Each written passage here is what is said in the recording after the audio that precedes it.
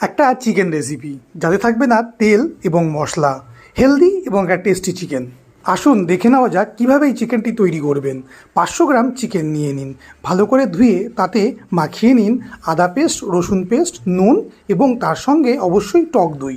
এবার এই সবগুলো একসঙ্গে ভালোভাবে মিশিয়ে একটা বক্সে করে রেখে দিন ফ্রিজে মিনিমাম 8 থেকে 10 ঘন্টা। এরপর ফ্রিজ থেকে বের করে এটাকে আমি রান্না করব।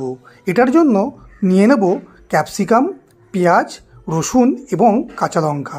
গরম কড়াইতে 2 স্পুন মতো দিয়ে দেবো বাটার। তারপর রসুন, পেঁয়াজ, ক্যাপসিকামগুলোকে একসঙ্গে দিয়ে দেবো সেই বাটারে।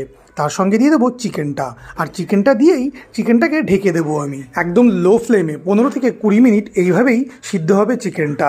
তারপর ঢাকনাটাকে খুলে দিয়ে লো ফ্লেমেই এইভাবেই আরও 10 মিনিট মতো রান্না করব। এরপর জলটা শুকিয়ে গেলে চিকেনটা ড্রাই হয়ে যাবে, তার উপর থেকে দিয়ে দেবো